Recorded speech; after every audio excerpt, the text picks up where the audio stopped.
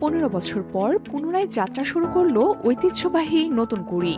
তবে এবার মঞ্চে নয়, সবুজ ঘাসের গালিচায় ক্রীড়ার লড়াইয়ে শুরু হলো নতুন স্বপ্ন, নতুন কুড়ি স্পোর্টস। শনিবার সিলেট জাতীয় স্টেডিয়ামে জমকালো আয়োজনের মধ্য দিয়ে এ অনুষ্ঠানের উদ্বোধন করলেন প্রধানমন্ত্রী তারেক রহমান। উদ্বোধনী অনুষ্ঠানের শুরুতেই তিনি বলেন, আজকের এই অনুষ্ঠানের প্রধান অতিথি আমি নই, অতিথি হলো তোমরা নতুন কুড়িরা। এ সময় ক্ষুদে ক্রীড়াবিদদের উদ্দেশ্যে তিনি বলেন, তোমাদের মাঝে থেকেই কেউ হবে খেলোয়াড়, কেউ বা গায়ক, কেউ করবে দেশের ভবিষ্যৎ। লক্ষ্য ঠিক করো, এগিয়ে যাও, রাষ্ট্র তোমাদের পাশে থাকবে। একই সময়ে স্বপ্ন, সাহস আর জয়ের প্রত্যয় নিয়ে দেশের বিভিন্ন জেলা স্টেডিয়াম থেকেও ভার্চুয়ালি যুক্ত ছিল হাজারো ক্ষুদে ক্রীড়াবিদরা। ক্রিকেট, ফুটবল, কাবাডি সবই আজ এক প্ল্যাটফর্মে। আগামী দিনের তারকাদের উৎসাহ দিতে ঢাকা থেকে ছুটে এসেছেন দেশ সেরা 32 জন খেলোয়াড়। সরকারের এই উদ্যোগে তারা এসেছেন ব্র্যান্ড অ্যাম্বাসেডর হয়ে, খুঁজে বের করতে আগামীর সুপারস্টার।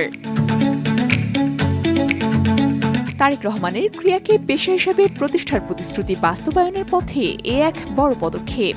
অনুষ্ঠানে যুব ক্রীড়া প্রতিমন্ত্রী আমিনুল হক জানান, ইতোমধ্যেই চালু হয়েছে ক্রীড়া কার্ড ও ক্রীড়া ভাতা। ইশতেহার বাস্তবায়নের জন্য কাজ চলছে পুরোদমে। আজকের এই উদ্বোধনী অনুষ্ঠানের সময় এক ছোট্ট শিশু প্রধানমন্ত্রী তারেক রহমানকে কুনফু দেখালে তিনি তাকে হাতে তালি দিয়ে উৎসাহ প্রদান করেন। প্রতিভা শুধুমাত্র রাজধানীতেই নয়, ছড়িয়ে থাকে সারা দেশেই। আর তাই তো প্রধানমন্ত্রীর নির্দেশেই ঢাকায় নয়, বরং নতুন করে স্পোর্টসের উদ্বোধনী অনুষ্ঠান অনুষ্ঠিত হয় সিলেটে। 12 থেকে 14 বছর বয়সী ক্রীড়াবিদদের নিয়ে 8টি জনপ্রিয় ইভেন্ট, উপজেলা থেকে জেলা, বিভাগ পেরিয়ে শেষ লড়াই জাতীয় পর্যায়ে।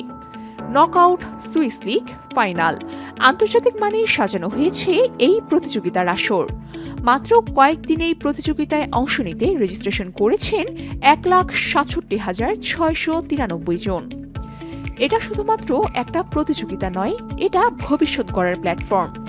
বাংলাদেশের আগামী দিনের তারকারা উঠে আসছে নতুন করে স্পোর্টস থেকেই, এমনটা মনে করেন বিশ্লেষকরা। VOD Bangla news desk.